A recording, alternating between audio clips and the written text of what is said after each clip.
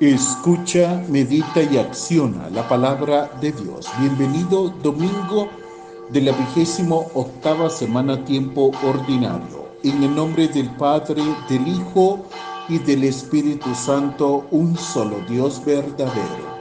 Lectura del Santo Evangelio según San Lucas. Gloria a ti, Señor Jesús.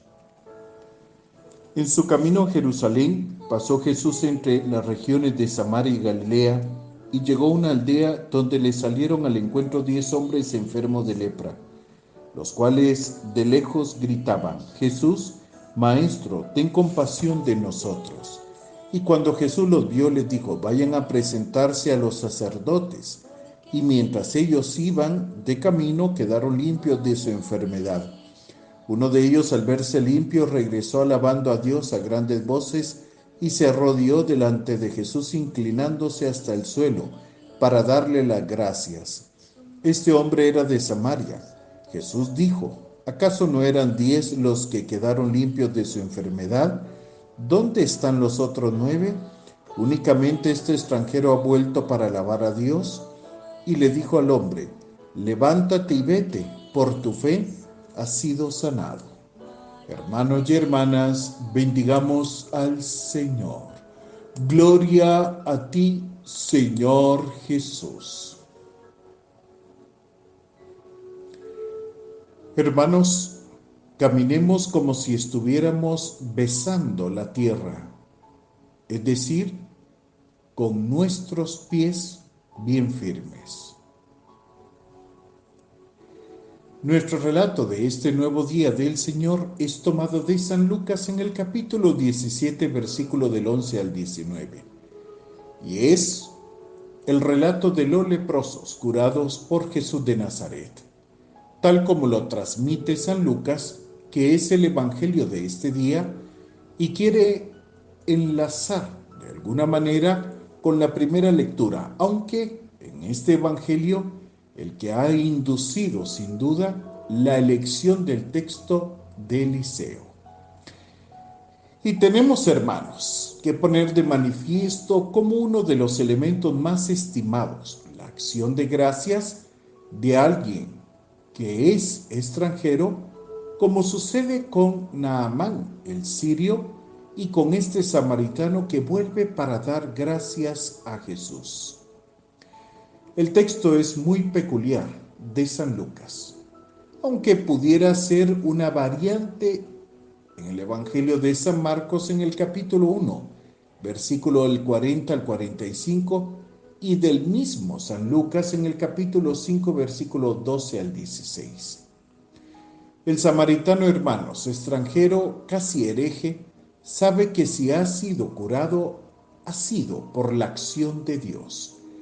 Pero además, el texto pone de manifiesto que no es la curación física lo importante, sino que profundizando en ella, se habla de la salvación. Y es este samaritano quien le ha encontrado de verdad.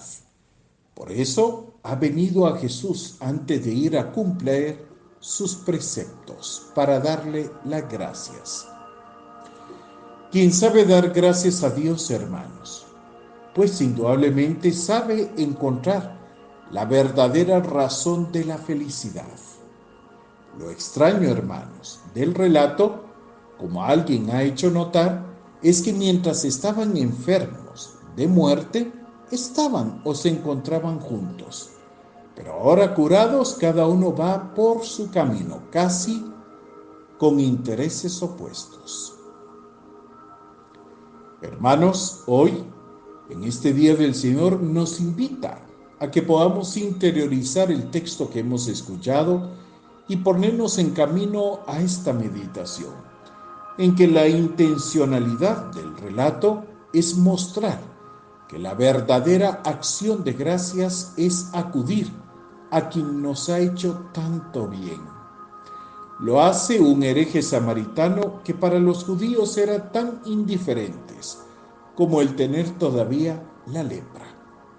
Debemos de considerar, hermanos, que el Dios de Jesucristo, desde luego, el nuestro, no siempre coincide con el Dios de la ley, o el Dios de los ritos, o el Dios de los mitos, o simplemente el Dios de la tradición. Es, hermanos, el Dios personal, que con entrañas de misericordia y por supuesto de infinito amor, acoge a todos los desvalidos y a todos los que en la sociedad son marginados, en nombre incluso de lo más sagrado. La lepra, hermanos, en aquella época, por impura que fuera, era la persona alejada de la comunidad y sobre todo de la gran ciudad de Israel.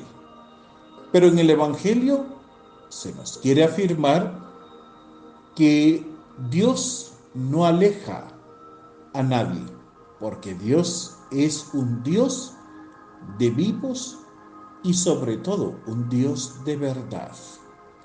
Es por eso, hermanos, que el samaritano, hereje sin religión verdadera, para la teología oficial del judaísmo en la época, expresa su religión de corazón de una forma agradecido y sobre todo muy humana.